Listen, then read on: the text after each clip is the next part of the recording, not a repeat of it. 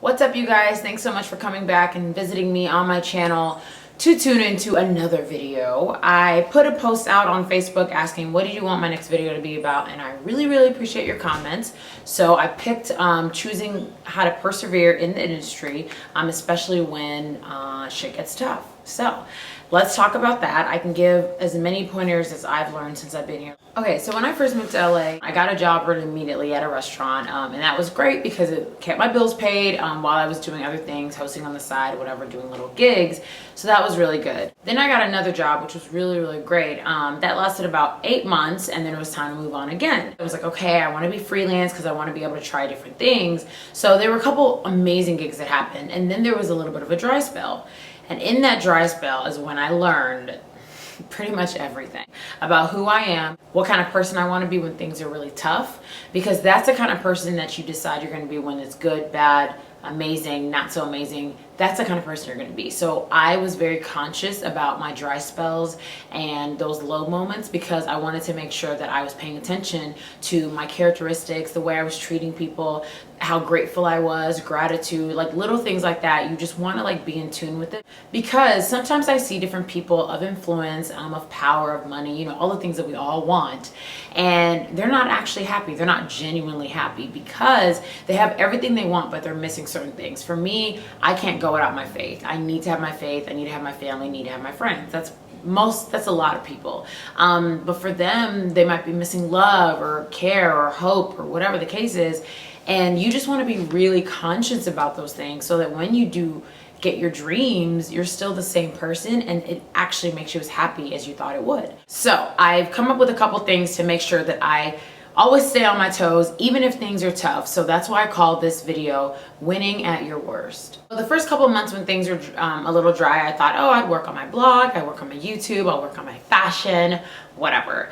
That was cool for a while, but then I was like, okay, I want to get back out there, and I didn't really know what to do, so I started writing, and even just writing like what was going on in my life, just writing daily stuff, things I was grateful for, things I was a little bit mad at, being really honest with God, like just, you know, whatever. And then really good things would happen and I wouldn't really notice it because I'd already be ready for the next thing. I'd be like, oh my God, I got this opportunity, that's cool, great, let me do it so I can apply for something else. And that was getting really bad because you're not living in the moment. And when you finally get to the place that you really want, your dreams or whatever, and somebody asks you, how did you get there? And you don't even remember because you were so busy freaking out during the process that you never took time to enjoy it. So I bought a journal. The front of the journal says, believe you can do anything and you will. This life is your message to the world. Let it be amazing. So I'm obsessed with this journal. Like I write everything in it, the good, the bad, the ugly. I got a little too obsessed with journals, so then I bought 2 more. They have not been filled, but I have started. This was actually a gift from a friend, so this came at perfect time. But anyway, this one's great too. It says, love is patient, love is kind. It always protects, it always trusts, always hopes, always perseveres, and love never fails. 1 Corinthians 13, 4-8. So I use these a lot to just look at the front, to write in, to be inspired by. You don't need to buy 3 journals like I did, but journals definitely help. Another thing I started doing is my friend made me this box when I graduated from college, and she wanted me to write in it just like the cool stuff that was happening in my life, whatever.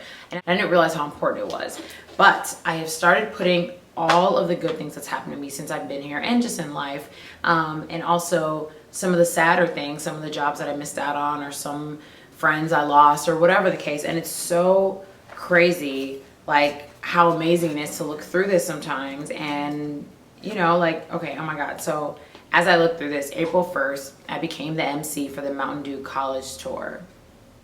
I need to remember that. Like, that's an amazing accomplishment that I, you know, could have been a little distracted by because you're always worrying about the next thing. I wrote this one on a napkin because I wanted to have something from the Smashbox Studios from my first meeting there. It says June 26th through 28th, 2015. This was one of my favorite hosting gigs. I worked for Smashbox and I got to talk to 4 very amazing women in the YouTube world. Thank you, Lord. This was a really cool day. There's just some other random stuff. My first play, oh my God. I did a play called Since 76 and I wanted to keep the brochure and I had my castmates and everything because this was such an amazing day too. Little things like that. It's important to kind of keep your treasure box. That's what I call it. Just so you know you're constantly living in gratitude. Even if things get tough and they're rough and whatever, you still have a spirit that's like, look, listen, I got to do this event, or I got called for this, or somebody noticed me, or whatever the case is, you know, whatever you're pursuing, having a little box or somewhere to put those amazing memories so you never forget how far you've come. It's very important. This is one of my favorite things ever. This was a gift from my friend Leslie.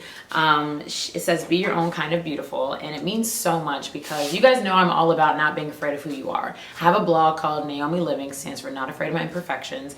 And it's so, so important to abide by that because this is a crazy world, you guys. You see it. It's social media driven. It's so now driven. And we really forget to like hone in on who we are because we're trying to show off and you know, compete with the next person. Even though it's unintentional, it's what's happening.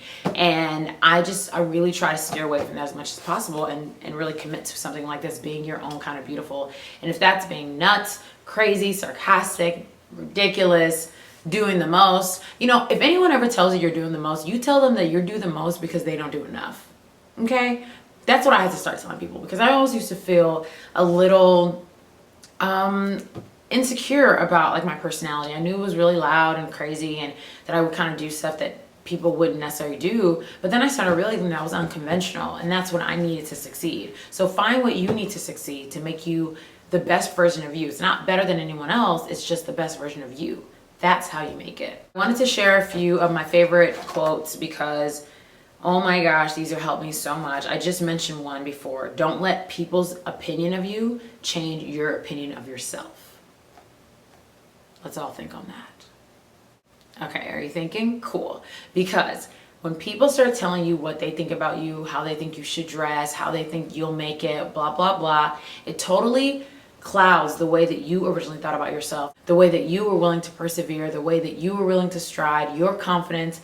I don't like when people start telling me like who I am. Of course, there's friends that you have that you trust that you can ask for their opinion, or family. But other than that, it's not necessary. You're not living other people's journey, you're living your own. Everybody has a different journey and a way that they're gonna get to their destination. So when people tell you the way that they think you should do it, take it with a grain of salt and go ahead and put that salt in some avocado. It tastes so good. Of course, I'm not saying don't take people's advice, but what I'm saying is don't let people's opinion of you cloud your own opinion of you.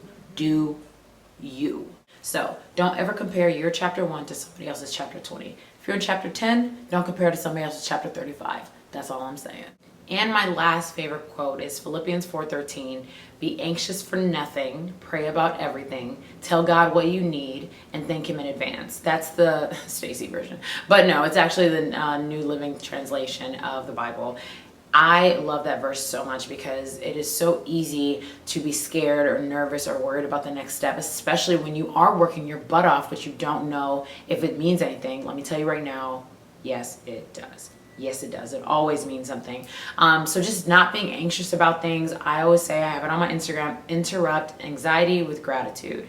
There's so much to be thankful for. There's so much to be grateful for. That's so much more important than wasting time being scared or nervous or, you know, fearful. Be fearless. That's going to take you further, I promise. And always remember to trust your dopeness. Trust your dopeness. Like, you never want anyone else to decide how great you are. You got to decide that for yourself. So trust in yourself. You got to mess with yourself really, really hard. That's how you persevere. That's how you know, I got this. I got what it takes. You know, hone in on those skills. Like I said earlier, make sure that you're working on your craft, whatever that is. If it's hosting, it's reporting, if it's acting, singing, doesn't even have to be entertainment, if it's banking, whatever. Hone in on those skills. Make sure you're working on yourself because no one else is going to do it for you. Sometimes when I'm at my worst, I go by myself into like a little shell and I stay in my room and I kind of get a little, not rude, but like a little bit of an attitude, you know what I'm saying? So realize that's not the way to go. You know, at your worst is the time that you need your best. So if it's your best friend, they're your best guy, your best roommate, your best mom moment, your best dad moment, your grandmama, whatever, your siblings, whatever. I had to realize who are my best because I need them with me at my worst. That helps so much, especially for me. I had to make sure that I was staying on my faith, I was calling my parents back because they would freak out. I'm like, you're not answering. It's been 3 days, whatever. Calling my best friends back, calling my siblings back. Those people that really do care about you and you know they care about you genuinely, don't let them go because you're in a tough spot. Like, they want to help and you need their help. That's just the bottom line. That's, we all are here for each other. So, you know, don't forget about the people who love you the most in those moments. If you need to take a day, watch a couple TV shows. I'm all about Friends reunions, so I support that. If you have to do that for a couple days to just get your mind off things and then jump back on the wagon, do that. Don't ever feel like you have to just, you know, run yourself into the ground so that things make sense. That's not going to help. You know, if you got to take a day to take a break, do so and then get right back on the wagon. I know you want that dream job. I know you want that dream career, so go after it. Work hard at it. That is way easier said than done. I will tell you that myself, but it's possible. It's always possible. Impossible is I'm possible. Forget impossible. It's a stupid word. Can't, stupid word. You do not need those in your life. You need to only have vocabulary that makes you succeed, that makes you think outside of the box, that makes you think that you can do things, that you can persevere, that you can get to the next step. That's the only things that you need around you. Can't, impossible, it won't happen. Verbiage out the water. You do not need to be talking like that, and you don't need people around you that talk like that. Remember that. I'm never going to lead you on and say that things can be perfect or that things are perfect or you need to just think it's all perfect, because it's not. That's never true. I had some really tough days, you know, when things were low, whatever, and sometimes things still get low. I mean, that's just life. But then I learned that's just life. That was the best lesson ever. Sometimes you think it's supposed to look like this or whatever, but the success doesn't look like this. It looks like that, you know. And even though that feels nuts, like a crazy roller coaster, the beautifulness of that story is endless, because the people that I admire have the same story. Don't feel like you're the only one. You're not the only one. Let me tell you that right now. There's so many other people like you working hard, trying to get to the next level, and it will pay off. Thanks you guys for hanging out with me. I hope I gave you a little bit more inspiration for the day and for your week, for your month, and for the rest of the year. You're fabulous. Thank you so much for tuning in. Please subscribe, press the subscribe button, share this video with all your friends. You can check me out on Twitter and Instagram at OneTakeStace, and I will see you very soon.